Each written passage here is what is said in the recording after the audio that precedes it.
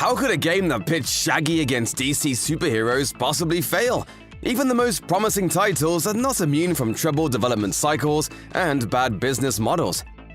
Rocksteady's Suicide Squad Kill the Justice League has been met with a skeptical reaction from fans pretty much since it was announced. The game certainly has a strong foundation to build on, featuring popular and well-known DC characters such as Harley Quinn and Batman. However, potential players have been extremely put off by the fact that the game was designed around a live service model instead of a single-player game. After the complete failure of a similar live service superhero game in Marvel's Avengers, it's perfectly understandable why gamers would be unsure about this game's quality and long-term prospects. The fan reaction has been so bad that the game has already been delayed multiple times to iron out the kinks. Kill the Justice League was originally scheduled to drop in 2022, then was pushed back to early 2023, then late 2023, and now it's aiming for early 2024. Games that get stuck in this sort of development cycle, where the hope is to appease negative fan reaction amid further delays, can sometimes end up lacking cohesion or consistency. Between this and the business model the game is based on, it seems likely that Suicide Squad Kill the Justice League may not end up pleasing anyone. We just saved the whole bloody city.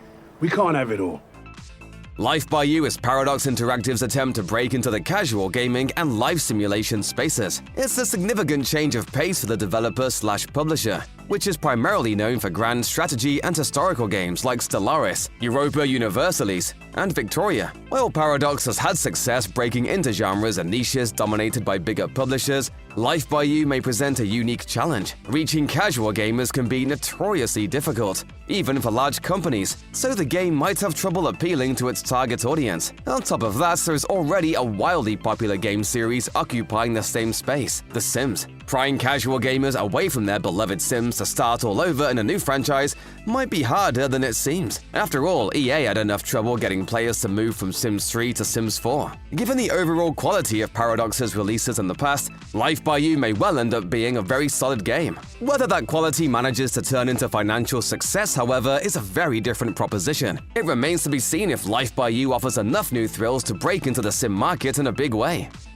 G.I. Joe is a brand that's hard to pin down when it comes to cultural relevance. Largely seen as a relic of the 80s and 90s, the franchise still receives attempts at a mass media revival every few years. New comics are being released all the time, and there is even a shared cinematic universe with Transformers in the works. At this point, the franchise seems willing to push anything out the door in the hopes of capturing whatever revenue it can from nostalgia. This is where G.I. Joe Wrath of Cobra comes in.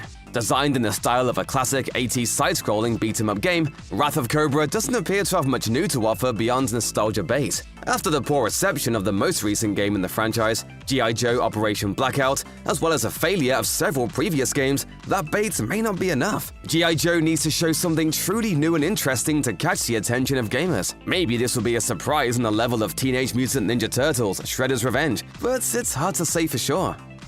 Killer Klowns from Outer Space is a cult classic 1988 horror comedy, and it's going to be a video game in 2024. The film is known for being goofy and campy, and it retains a loyal fan base into the present day. That said, making this asymmetrical multiplayer horror experience is far from a guaranteed success. Asymmetrical horror games have a hard time staying afloat in today's crowded market. Friday the 13th, the game, went under thanks to licensing issues and a lack of content, while Evil Dead the game ended updates after just a year of existence. These IPs are much more recognizable than Killer Klowns from Outer Space. If they weren't able to make it, it's hard to imagine Killer Klowns succeeding. Perhaps the more comedic and absurd elements of Killer Klowns will give it a bit of an edge, making it a better fit for variety streamers. Killer Klowns seems like the sort of game that could be a great deal of fun, but might still struggle to find an audience.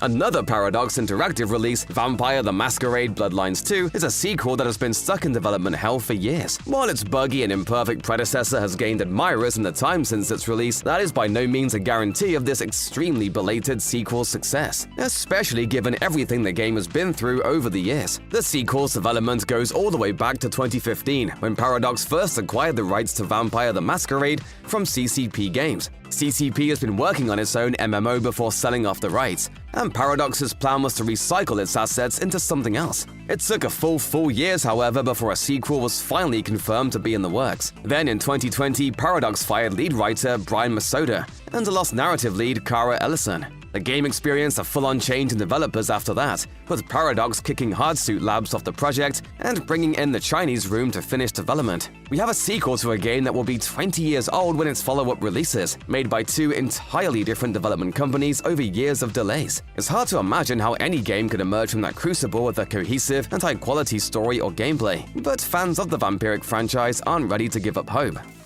Much like the aforementioned G.I. Joe, Contra is a popular franchise from the 80s and 90s that has largely lost its luster with more mainstream audiences. The series has only received 3 new entries in the last 15 years, and the most recent one, Contra Rogue Core, was both a critical and commercial disappointment. Arrest them! Traitors! Contra Operation Galuga could be the final chance for Contra to reassert itself as a relevant and viable franchise. It's a side-scroller, much like the original game, but it takes advantage of modern 3D graphics. While not much is known about the plot or mechanics of the game yet, according to Nintendo's official site, Contra Operation Galuga is a thorough reimagining of the classic run-and-gun action game from the 80s, featuring modern graphics and sound, new stages, new enemies and bosses, new play mechanics, an updated weapons system, and explosive co-op combat. In other words, the new version seems to be aiming for what worked in the past. Whether this reimagining is enough to resurrect the franchise is hard to say, but the current state of Contra is shaky to say the least. Anything less than a fantastic game and a smash hit might not be enough to bring players back to a limping franchise. Space Nation Online is a Web3-based cryptocurrency-driven MMORPG, one that has likely missed the boat on all of those things. The game is said to be an open-world, ship-based sci-fi shooter, with a story inspired by classic space operas. The developer claims that it plans to use Web3 and cryptocurrency to create a more sustainable gaming experience, as well as to add play-to-earn mechanics, meaning players can earn cryptocurrency by playing the game. The devs also have long-term goals of eventually expanding the new IP into other media, such as TV shows. It's pretty easy to be skeptical about all of this though, and potential players already are. While MMOs can certainly still be successful, the ones that are have pretty much all been around for years. It's hard to make a splash in that market. On top of that, the cryptocurrency bubble has burst, theoretically meaning players are far less likely to be drawn in by blockchain buzz than they were a couple of years ago. Lastly, Web3 also largely faded from the public mind following the aforementioned burst, so its efficiency as a marketing tool is likewise in question. Despite its lofty goals, Space Nation Online has the deck stacked against its entire business model. Lollipop Chainsaw RePOP was originally announced as a remake of the 2012 game Lollipop Chainsaw. If you think that 10 years on is a bit soon for a remake, it seems like developer Dragami Games agreed. It later changed its scope to a remaster. According to a post by Dramani Games president Yoshimi Yasuda, this change was based on feedback from their fans. Beyond that, Dragami Games hasn't shared much about the remaster, not even a solid release date or the platforms on which it will be available. All that's really known at this time is that it has been scaled back and delayed at least once. From the lack of info to the seeming total change of direction in the middle of development, there are a lot of elements here to give fans pause. Some gamers have speculated that RePOP may even have been initially announced as a remake just to generate hype, but there's no solid proof to back this theory. Others are put off by the lack of involvement from Suda51 and James Gunn, the original co-director and writer respectively. Only time will tell if this pep rally really lives up to the first one.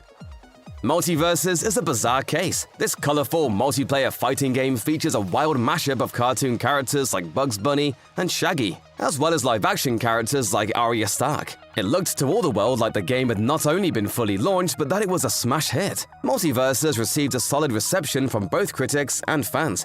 Everyone loved it, and it quickly reached over 10 million unique players. This has got to be my imagination, otherwise I'd be scared stiff. Then, nearly 9 months after it was released, developer Player First Games announced that the fighter was going away, at least temporarily. As it turns out, Player First Games considered these 9 months to be the game's open beta period, which meant it was time to take it down to polish and finalize the product. This was a surprise, as many players thought they'd been playing a fully released game. While a lot of fans reacted surprisingly well to the news that one of their new favorites was unexpectedly being shuttered for a bit, others became furious and began demanding refunds for in-game purchases. It remains to be seen whether MultiVersus will be able to recapture the hype of its stunningly successful open beta release when it relaunches in 2024. EA Sports is finally returning to college football in 2024 after a hiatus of more than a decade. The original NCAA football games remain beloved sports titles among fans. Gamers still regularly use emulators to play the games on their PCs, and hard copies of the final installment in the series, NCAA Football 14, are highly sought after. Much has changed in the many years since EA Sports last put out a college football game, though. In that time, the general consensus among gamers is that the quality of EA Sports games has declined significantly. Microtransaction-based modes have vastly increased as overall features and gameplay quality have seemingly declined. In particular, EA Sports pro football franchise Madden has been the subject of non-stop ridicule from critics and its community, even though there have been no signs of improvement in the last couple of entries. Considering the reputation and the decade plus of nostalgia built up around its predecessors, the new EA Sports college football game will have a lot to live up to. It also has a lot to overcome, especially in terms of the perceived declining quality experienced by similar games. It's hard for any title to clear the bar of such high expectations, and it may well be that EA Sports college football falls short. Whether its issues spring from the microtransactions that have tainted some more recent Madden games or other development factors, fans are worried that it won't recapture the magic of the original NCAA football games.